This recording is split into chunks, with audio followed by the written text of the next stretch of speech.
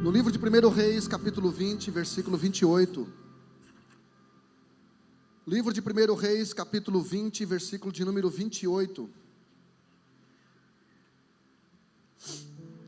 O tema da mensagem dessa noite é Deus dos montes e dos vales. Eu preguei essa mensagem pela primeira vez tem mais ou menos uns 18 anos, num congresso de jovens da Assembleia de Deus. Eu lembro que eu gravei um CD com essa mensagem, e foi muito vendido na época, e porque nós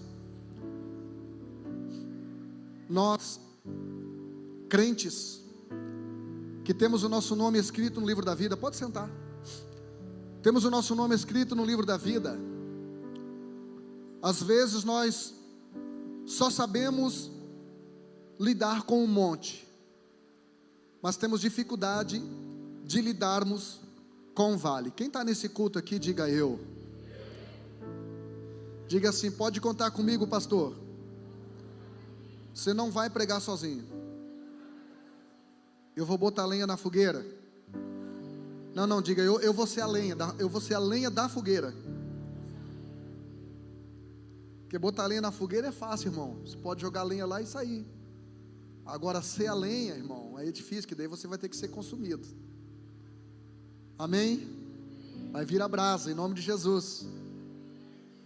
Então vamos lá, 1 Reis, capítulo de número 20, versículo 28. Essa é uma palavra muito forte. Eu tenho certeza que você vai sair daqui nessa noite impactado por aquilo que Deus vai ministrar ao seu coração. Se você abrir seu coração, preparar sua terra aí para receber essa semente, não deixa nada distrair você. Se vocês aí das retaguardas quiserem vir mais para o meio, ficar mais de frente, fique à vontade também. Diz assim, 1 Reis capítulo 20, versículo 28. O homem de Deus foi ao rei de Israel, que era o Acabe. O sexto rei de Israel reinou aproximadamente 20 anos.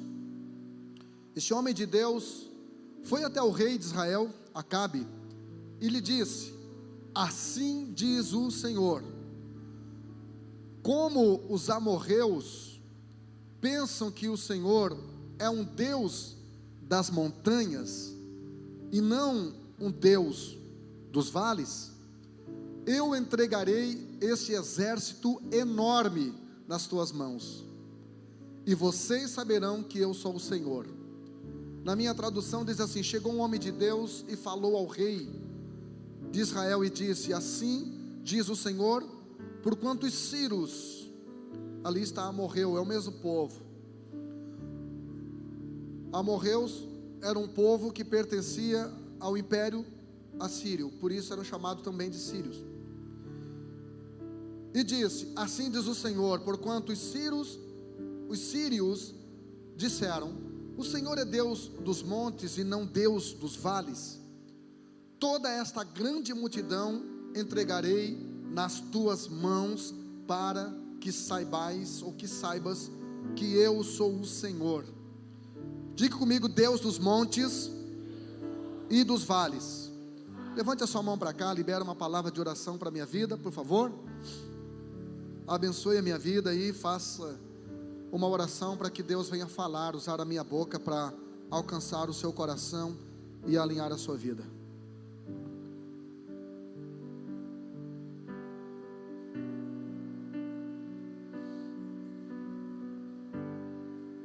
Amém. Glória a Deus.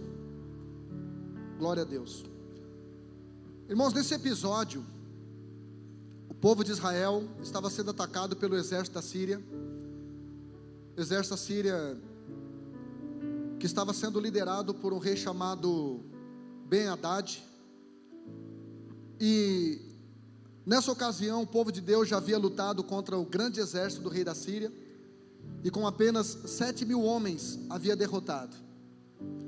E eles então disseram: mas está explicado, eles só nos venceram porque nós lutamos com eles no monte. Se nós lutarmos com eles no vale, com certeza nós venceremos, porque o Deus deles é um Deus apenas de monte, mas o Deus deles deles não é o Deus de vales. Por que eles falaram isso? Porque eles conheciam o histórico do Deus de Israel. Eles conheciam o histórico do Israel de Deus. E eles sabiam que em todo o Velho Testamento, o Deus do Velho Testamento realmente era um Deus de montes.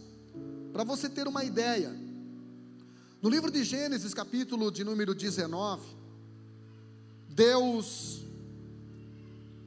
diz assim para Ló: Ló, se você quer salvar a sua família, fuja para os montes. Ainda em Gênesis, no capítulo de número 22, a Bíblia diz que Deus deu um livramento para Isaac.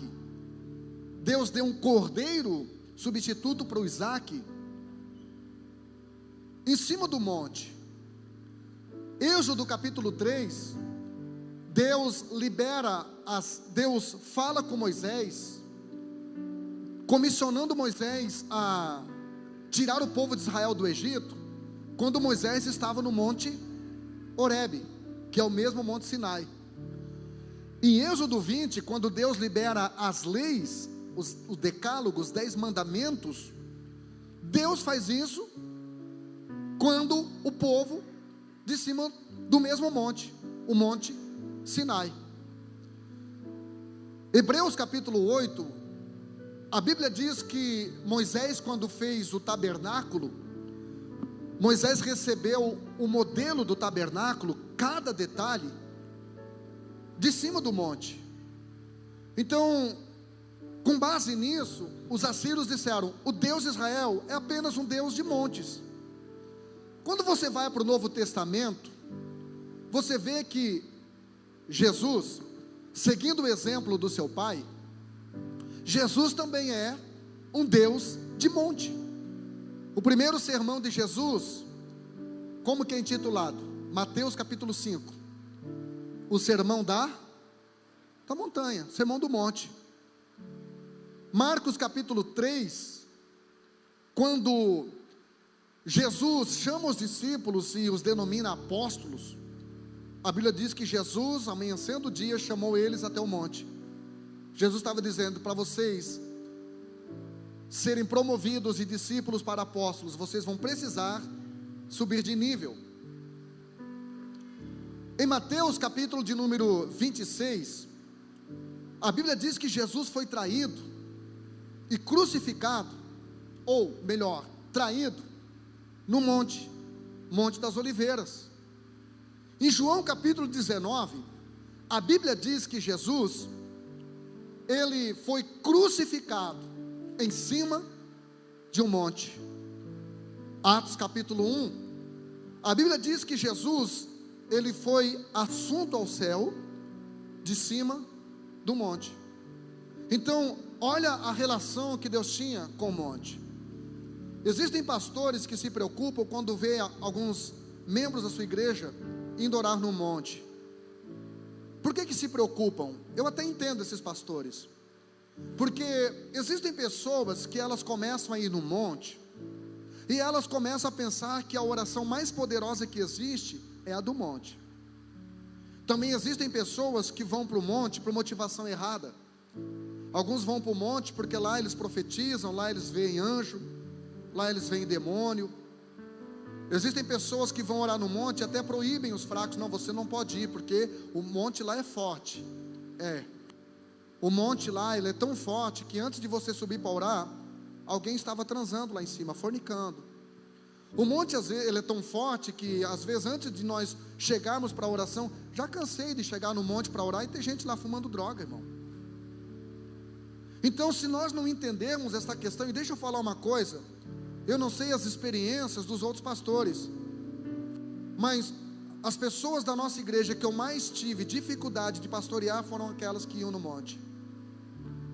Mas também já teve gente da nossa igreja que fez eu gostar de ir no monte, que nunca me deu problema, porque entendeu o que é o monte.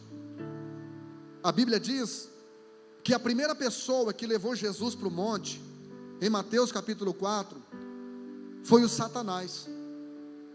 E quando chegou lá no monte, ele começou a oferecer os reinos deste mundo. Então quem vai para o monte, irmão, para receber coisas deste mundo, cuidado, porque quem pode estar oferecendo isso a você, talvez não seja Deus. Mas a minha Bíblia também diz que a última pessoa que levou Jesus para o monte foi o seu pai, para matá-lo. O monte, você pode subir e você pode pedir coisas.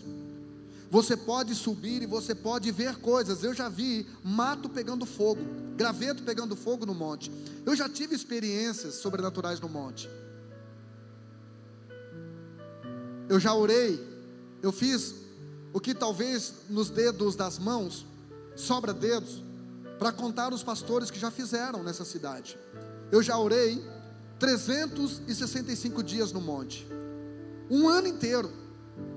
Teve um dia que eu subi de táxi, porque eu saí para dar uma volta com a pastora. Só dá uma aumentadinha no meu retorno aqui, por favor. Dilan, dá uma aumentadinha no retorno aqui para mim, por favor, um pouquinho. Teve um dia que eu e a pastora, nós saímos para dar um rolezinho, e aí começou a chover assim, torrencialmente, e chegou o horário da gente ir para o monte, antes da meia-noite. A gente foi de táxi. O motorista quase infartou, ficou com o olhão desse tamanho, achando que a gente estava levando ele para matar ou roubar o carro, alguma coisa. E para me ajudar, na medida que a gente ia chegando perto do monte, Leandro, o motorista começou a ouvir gritos: me ajuda, misericórdia. Foi o dia que eu mais ri na minha vida. E antes de eu orar esses 365 dias no monte, o Pedro, aqui da nossa igreja, que não era pastor, ele orou 365 dias no monte. Eu acho que o pastor Dongo também, né? Acho que os 3 daquela igreja, mais ou menos, sabe, né?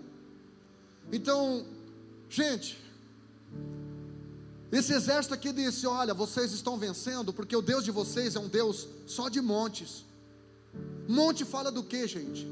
Monte fala de maior visibilidade. Do monte, você vê mais longe, maior visão. Monte fala do que? De sucesso. Monte fala de vitória. Monte fala de subir de nível. Monte fala de experiências transcendentais com Deus, como Moisés teve em Êxodo 3, como Ló teve em Gênesis 19, como Abraão teve com Isaac em Gênesis 22. Monte é o lugar de você viver algo fantástico em Deus, de você conhecer o sobrenatural de Deus, como Elias teve em 2 Reis capítulo 18, em 1 Reis capítulo 18, Elias quando fez chover fogo do céu. Monte é o lugar onde você vive o sobrenatural, é o lugar onde você vive algo que você nunca viveu.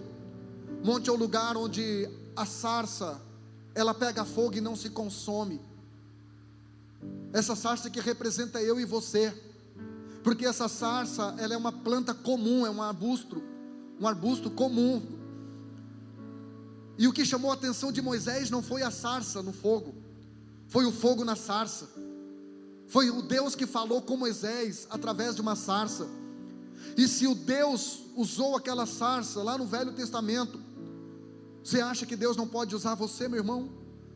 Você acha que Deus não pode queimar você em sua presença? Aquele mesmo Deus que proveu o cordeiro para o Isaac em Gênesis 22, é o mesmo cordeiro que você comeu hoje aqui na Santa Ceia, o mesmo cordeiro que substituiu você na cruz do Calvário. Aquele mesmo Deus que deu livramento para Ló em Gênesis 19, é o mesmo Deus que arrancou você de Sodoma e deu livramento para você, fez você subir de nível. Aquele mesmo Jesus que liberou seu primeiro sermão, chamado o Sermão da Montanha, é aquele mesmo Jesus que hoje está falando contigo e vai continuar falando com você nesta noite. Aquele mesmo Senhor em Hebreus 8, que deu para Moisés como que teria que ser o templo, dando essa revelação no monte, é esse mesmo Senhor que eu consulto todas as manhãs aqui, dizendo: como é que você quer que seja a igreja? O que o Senhor quer que eu faça? É esse mesmo Deus, Deus dos montes e Deus dos vales. Então não critique quem ora no monte, e também não idolatre quem ora no monte. Não chame de super crente nem de menino quem ora no monte, irmão. Cuide da sua vida, cuide da sua comunhão com Deus, respeite as escolhas, respeite as pessoas e deixe cada pessoa ter a sua experiência com o Deus dos montes e também dos vales. Então, aquele pequeno exército de 7.000 homens que derrotou aquele grande exército, os sírios vieram e disseram: mas está explicado, o Deus deles é um Deus só de monte, mas não é um Deus de vale. É isso que o diabo quer que você acredite, que Deus está contigo só no sucesso, que Deus está contigo só quando você tem dinheiro, só quando você está empregado, só quando os seus filhos não estão nas drogas, só quando um dos seus filhos não está preso. O diabo quer que você acredite que você é avaliado por Deus pelos seus resultados imediatos. Deixa eu falar para você, não é. O nosso Deus, que nos dá vitória no monte, é o mesmo Deus que desce até o vale conosco, que está lá no vale conosco, amém? E nessa noite você vai aprender a não se orgulhar quando estiver no monte, mas também a não travar quando estiver lá no vale. Você vai aprender, irmão, a ter humildade quando você estiver lá no monte, mas ter intimidade com Ele quando você tiver que passar pelo vale da sombra da morte, como o salmista fala no Salmo 23. A palavra vale no original hebraico é Emek, que mudo, Emek. E a palavra vale quer dizer lugar difícil na etimologia hebraica. Quando você lê a Bíblia Sagrada, existem pelo menos 36 vales na Bíblia, 36 vales mencionados. Vale fala de um lugar sem agenda, porque ninguém agenda para estar no vale. Vale fala de um lugar difícil, um lugar de desafios, um lugar de privação, um lugar de escassez. Vale fala de um lugar de perdas, de um lugar de doenças, de um lugar de sofrimento, de um lugar desafiador. A Bíblia diz, aliás, Sulamita falou em Cantares de Salomão, no capítulo 2, versículo 1, ela se auto-intitula como lírio dos vales, que algumas pessoas acham que é Jesus. Não, Jesus não é a rosa de Saron e nem o lírio dos vales. Esse texto está falando de Sulamita, esse texto está falando da igreja. Sulamita disse: eu sou o lírio dos vales. Ela estava dizendo: eu sou a esposa do rei Salomão, mas eu também sei atravessar o vale, eu também sei passar pelo vale. A Sulamita representa a igreja, irmãos, a esposa do rei. Nós somos uma igreja de montes, mas também nós somos uma igreja de vales. Se você não leu, leia o livro Picos e Vales. Maíra, se puder comprar para a gente o livro Picos e Vales. Fala dessa oscilação na nossa vida, essa oscilação, essa roda gigante, que tem momento que você está lá em cima, achando que Jesus está vindo logo, e tem momento que você está lá embaixo, rogando: não vem já, Jesus, que eu não estou com muita certeza não, do que eu sinto, do que eu penso, não vem hoje não, ora, não vem Senhor Jesus. Querido, a Bíblia diz, em Deuteronômio capítulo de número 11, e versículo de número 11, Deus disse, quando o povo estava para entrar na terra prometida, Deus disse: olha, a terra que vocês estão entrando para possuir é terra de montes, mas também é terra de vales. Deus está dizendo: lá mana leite e mel, mas também tem fel de vez em quando, também tem sofrimento, também tem perdas, lá também tem desafios. Tanto que Deus disse: quando eu colocar vocês na terra prometida, eu não vou tirar os inimigos de vocês de uma vez só, para que as feras do campo não venham e devorem vocês. Eu vou fazendo gradativamente. Então Deuteronômio 11:11 diz: a terra que vocês estão entrando para possuir é terra de monte. Dá para dizer glória a Deus? A vida cristã é vida de monte, dá para dizer aleluia? Mas ele disse: mas também é terra de vale, também é lugar difícil, também é lugar de privação, também é lugar de perdas, também é lugar de sofrimento. E é sobre esses vales que eu quero ministrar ao seu coração nessa noite, e dizer para você que o mesmo Deus que você sabe que está contigo, que você sente que está contigo quando você está no monte, é o mesmo Deus que está contigo no vale quando você não sente Ele. Quando Ele resolve te dar um gelinho, te dar um bloqueiozinho, vou ficar um tempinho sem falar contigo, para o teu amadurecimento, que eu quero medir o teu nível de saudade, o teu nível de desespero, como foi cantado nessa noite. Fere meu coração com a ferida de fome e de sede por ti. Deus nos leva a níveis desafiadores, para que nós provemos a Ele o nível da nossa sede, do nosso amor, da nossa fome, da nossa paixão pela sua presença, e o nível da nossa maturidade. Quem está me entendendo, diga eu. Aleluia. Glória seja dada ao nome do Senhor. Existem alguns vales que Deus faz com que eu e você passemos, e o primeiro vale que eu quero falar nessa noite é o vale do sal, que está em 2 Samuel 8:13. A Bíblia diz que Davi venceu um grande exército no vale do sal. Pastor, que vale é esse?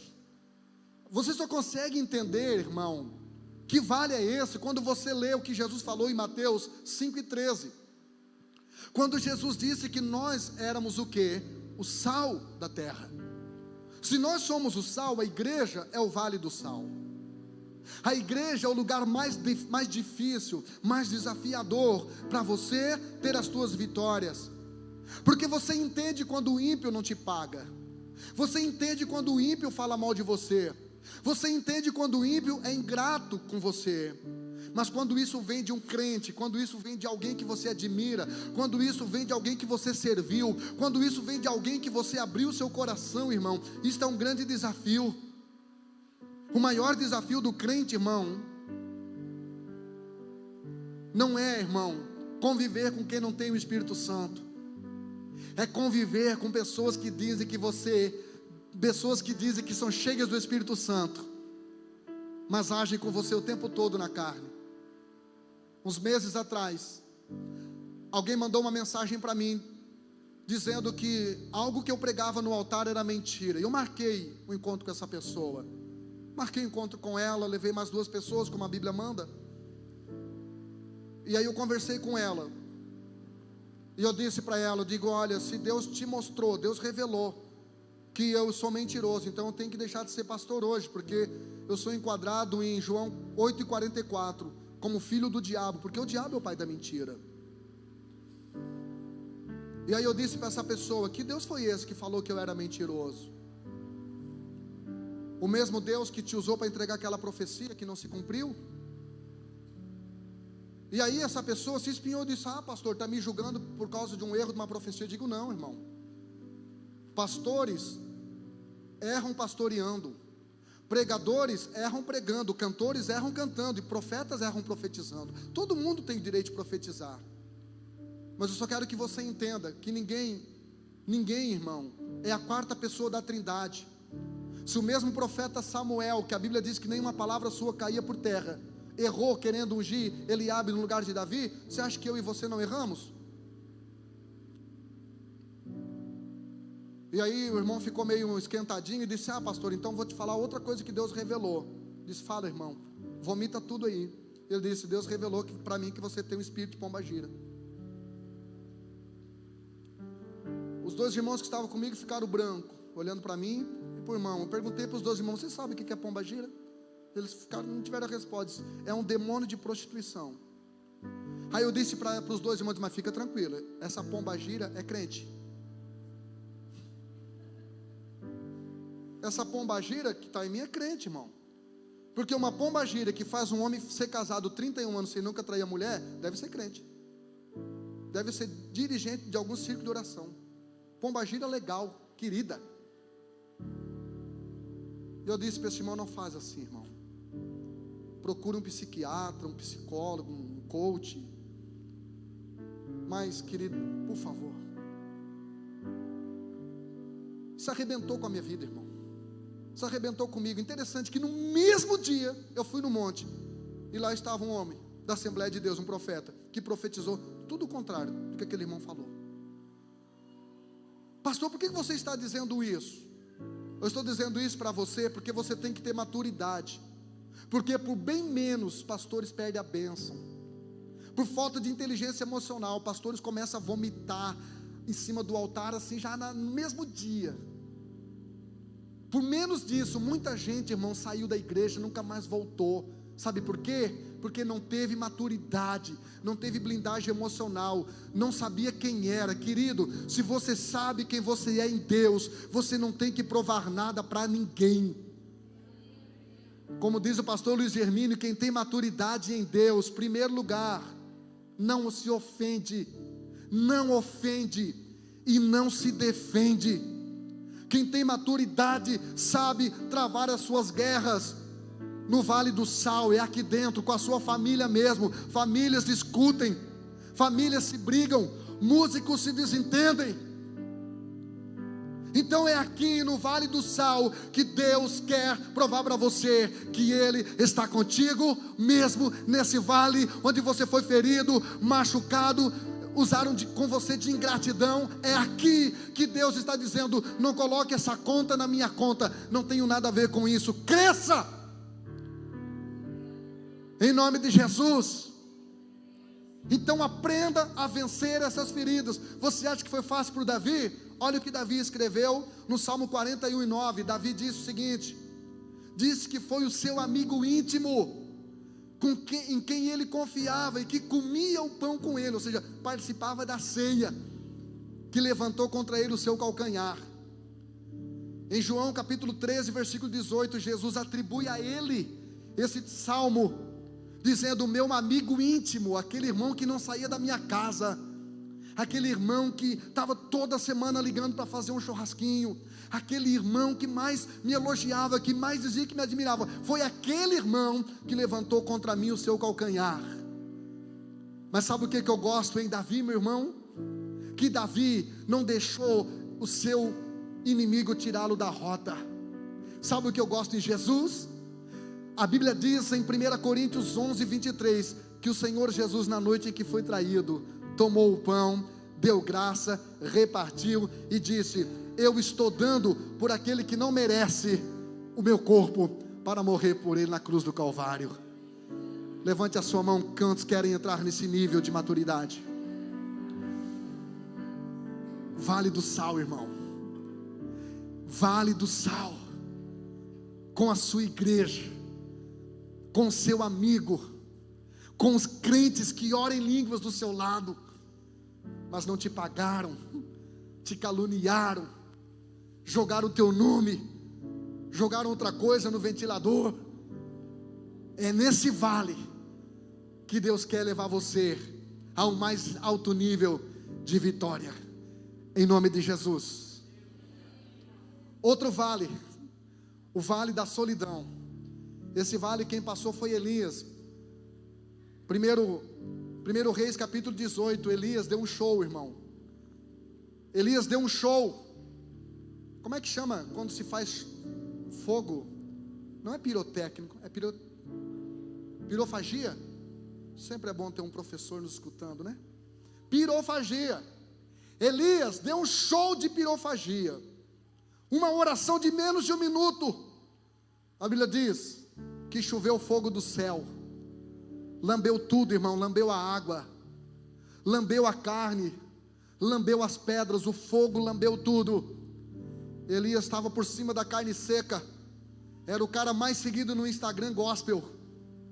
Isso no capítulo 18, e no capítulo 19, ele está correndo uma mulher, se escondendo, e pedindo para Deus: Senhor, me mata. Deus diz: não estou entendendo.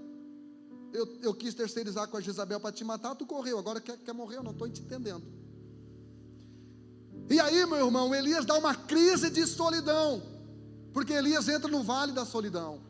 Aquele mesmo profeta do fogo, do capítulo anterior, talvez você olhe para o seu passado e você lembre, você recorda de momentos incríveis que você já passou na presença de Deus. Momentos de fogo, momentos de avivamento, momentos em que você liderava, momentos em que você fazia algo grande. E aí o diabo olha para você e diz: todo mundo te abandonou. E Elias, no capítulo 19 de 1 Reis, por 2 vezes ele disse para o Senhor: Senhor, só eu fiquei, ou seja, estou sozinho, até o corvo me abandonou. O vale da solidão, irmão, onde você sai da igreja, aí você pensa, vai vir um monte de gente atrás de mim, e Deus bota assim no coração da igreja toda: ninguém manda um WhatsApp para ele, mas ninguém manda um WhatsApp para ela, foi escolha dela. Ela não é ovelha perdida, ela é ovelha fugida. E não adianta fazer biquinho. Vale da solidão, irmão, é aquele momento em que você se sente invisível, onde você só fica contemplando no Facebook, todo mundo se reunindo, menos você. Você se sente invisível. Você se sente o patinho feio, o mais indigno, o desprezado das nações. Esse momento que o diabo começa a te apresentar num plano B. Aí tem gente que diz assim: o mundo às vezes é melhor do que a igreja. Vai nessa, irmão. No começo todo mundo é querido. No começo todo mundo te paga cerveja, te dão até a maconha de graça.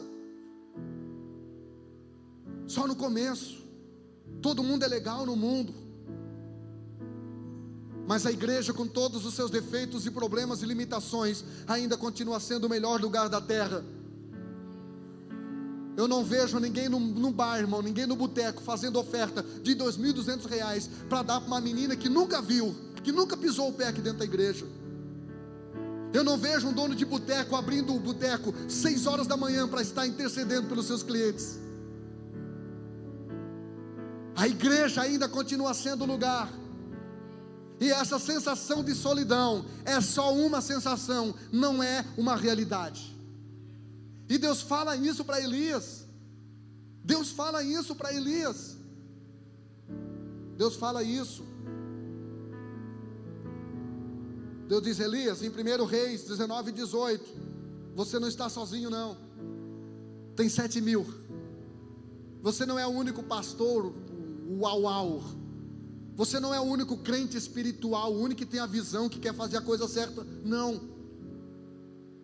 Você não é a única pessoa que ainda tem visão na terra, que ainda tem unção, não. Ainda tem 7.000 pessoas. Ainda tem muita gente que quer o que você quer, que acredita no que você acredita, que quer chegar onde você quer chegar. Ainda existem 7.000 que estão escondidos em cavernas, que não se dobraram a Baal, que não se dobraram ao sistema religioso, que ainda querem fazer a diferença, que ainda sonham com uma igreja cheia do Espírito Santo, que ainda sonham com uma igreja avivada, que ainda sonham em ver paralíticos saindo da cadeira de rodas, que ainda sonham em ver batismo com o Espírito Santo, que ainda sonham de ver uma cidade incendiada pela presença de Deus. Ainda tem gente. Não é só você, ainda tem gente que pensa como você, que age como você, que ora como você, que quer o que você quer. Ainda tem, Elias. Você não é o único que se sente no vale da solidão. Jesus também se sentiu. A Bíblia diz, e eu creio, quantos mais creem, diga eu. A Bíblia diz em Mateus 27:45, que na cruz ele disse: Deus meu, por que tu me desamparou? Para que se cumprisse o Salmo de número 22, versículo 1. Jesus se sentiu na solidão até com seu pai. Jesus se sentiu desamparado até pelo seu pai. E a solidão é um momento de silêncio, irmão. E sabe o que o pai respondeu para Jesus? Nada. A solidão é um momento de silêncio. Não adianta, bem que o pastor podia mandar. Não, Deus não deixa. Deus não deixa ninguém te enxergar. Deus não deixa ninguém te ver. Deus não deixa ninguém te ligar. É você e Deus. Deus quer que você entre para um lugar com Ele que você nunca teve, e que no meio da multidão você não teria. É o teu secreto, é você e Deus. É um crescimento pessoal com Deus, para que você não dependa de homens, de pastores, de profetas, de líderes. Você não dependa de ninguém. Você construa teu relacionamento pessoal com Deus e se torne uma pessoa inabalável. Vale da solidão. Eu já entrei nesse vale muitas vezes. e vão entrar muitas outras, porque foi nesse vale da solidão, irmã Karine, foi nesse vale da solidão que eu escrevi o meu Lidere-se. Foi nesse vale da solidão que eu escrevi o meu livro com mais de 5.200 frases. Foi nesse vale da solidão que eu escrevi o meu A Família, a Luz da Bíblia. Foi nesse vale da solidão. E até a filha da minha sogra parecia que não me entendia. Um dia ela disse para mim: ou tu pega esse computador do quarto e bote ele lá no teu salão, ou você vai ter que começar a fazer sexo com o computador, porque eu não aguento mais ir para a cama sozinho. Aí eu olhei para ela e disse: filha do Satanás, se levantando contra o ungido do Senhor, que está fazendo a obra.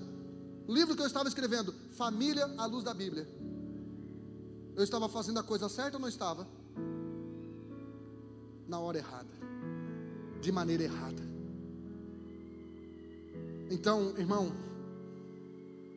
um outro vale que eu quero pregar para você é o vale da sequidão, que é o vale de Ezequiel capítulo 37, o vale de ossos secos.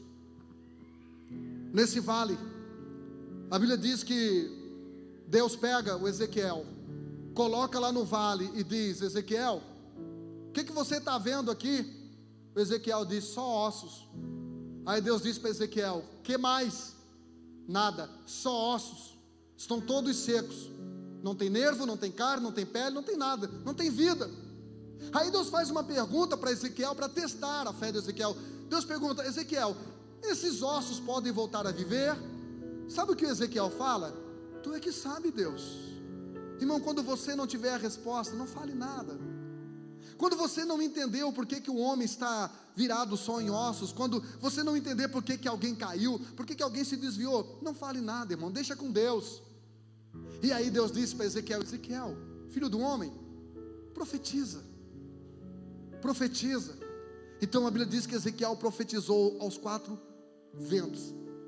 E a Bíblia diz que aquele vale se encheu da presença de Deus. Tem gente, irmão, que quando a igreja está seca, ele troca de igreja. Eu vou para uma igreja onde tem fogo. Sabe o que é isso? Crente termômetro, não é crente termostato. Quando o casamento está seco, eu troco de cônjuge. Quando a minha empresa está ruim, eu troco de empresa.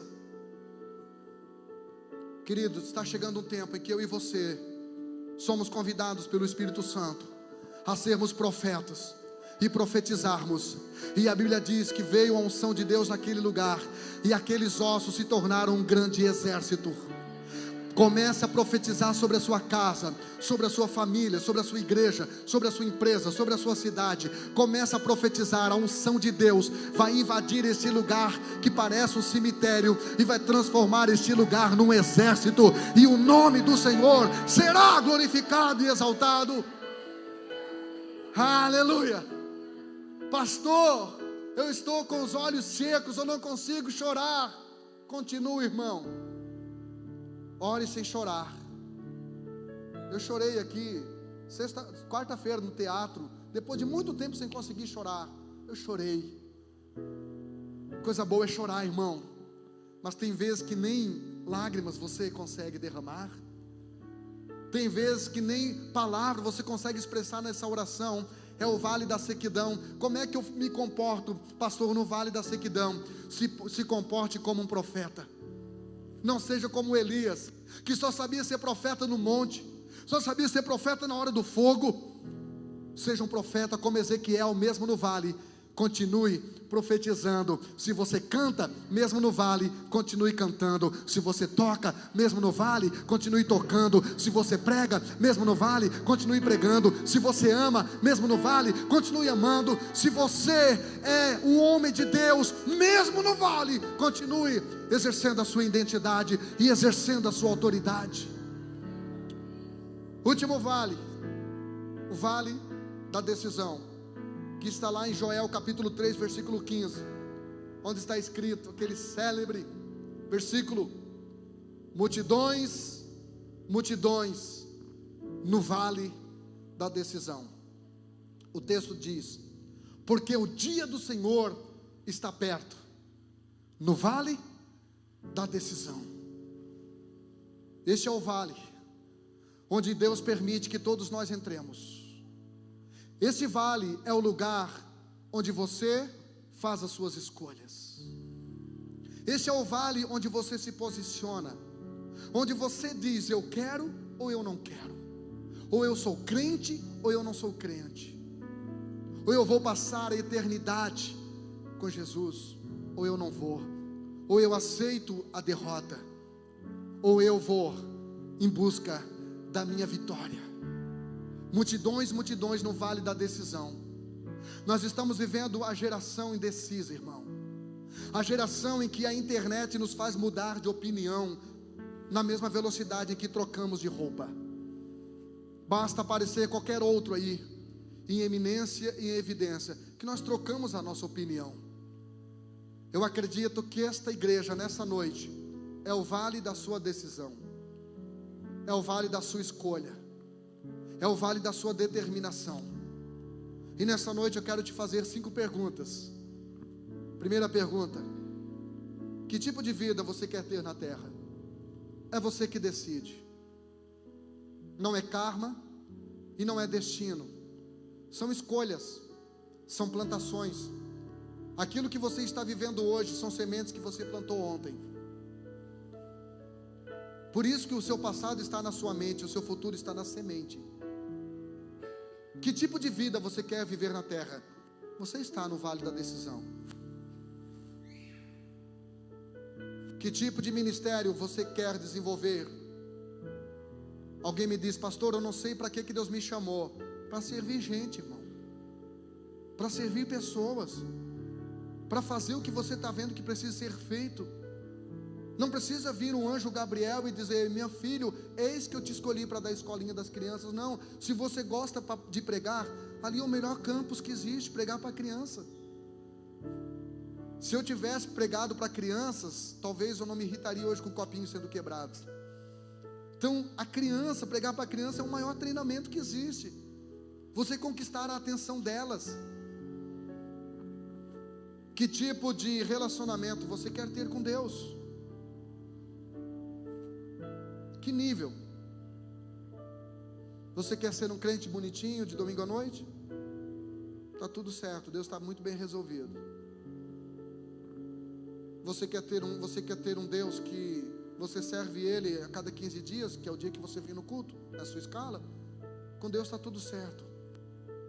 É você quem determina o nível que você quer viver em Deus. Não depende de uma igreja ungida, não depende de um ungidão no domingo à noite. É muito legal você fazer sacrifício para aprender com outras pessoas, mas será que não está na hora de você começar a ser esta pessoa que você está se deslocando para ouvir? Perguntaram para mim: pastor, por que você não foi no Luiz Hermínio? Eu disse: porque eu não quis.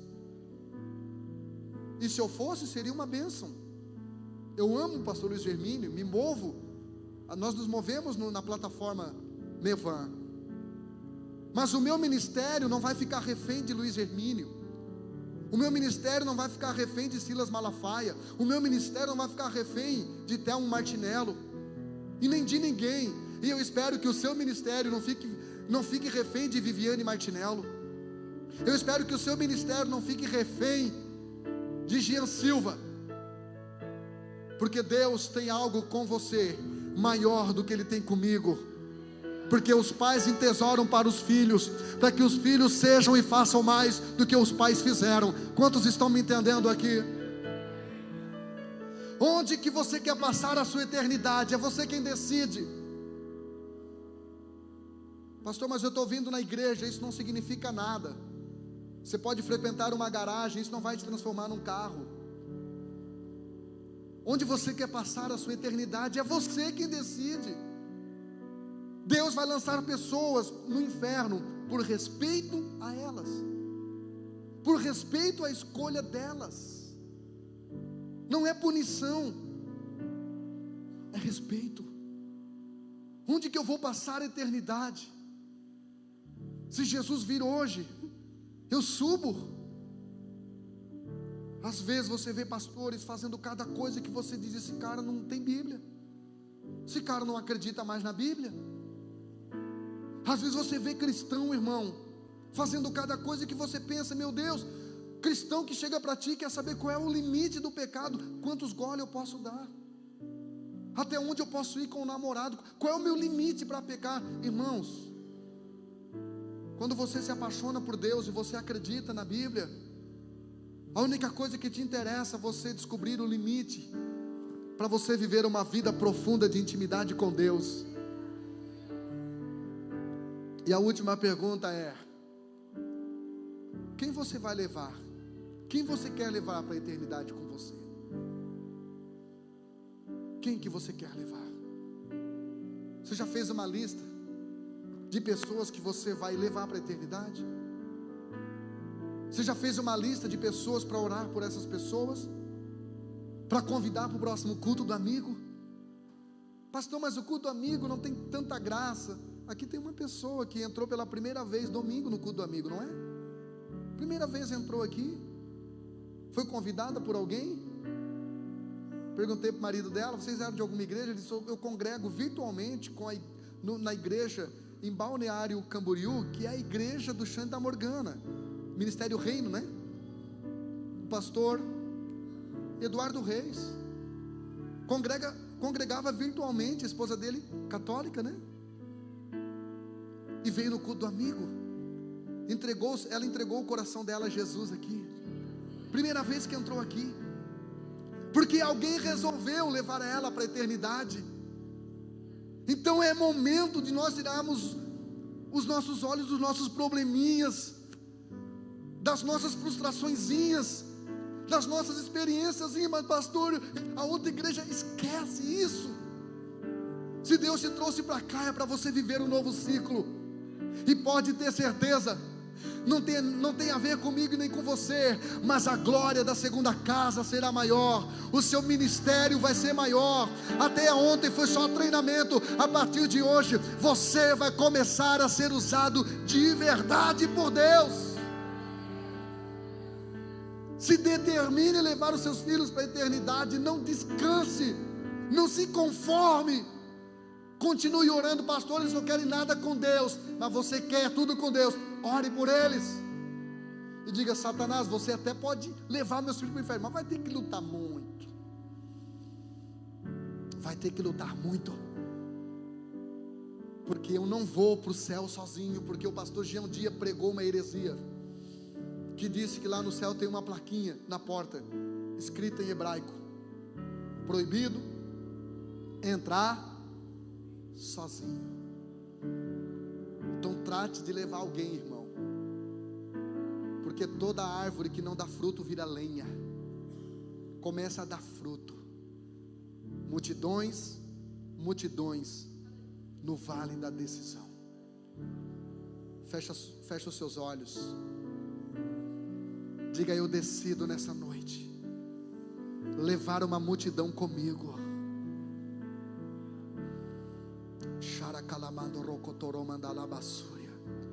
Começa a trazer na sua mente aí pessoas que você quer levar para o céu,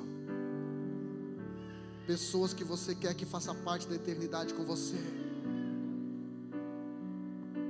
Resolva levar pessoas junto com você. Pastor, mas é difícil. É difícil. Pastor, mas não é fácil. Não é fácil, mas você vai conseguir. Em nome de Jesus, fique em pé.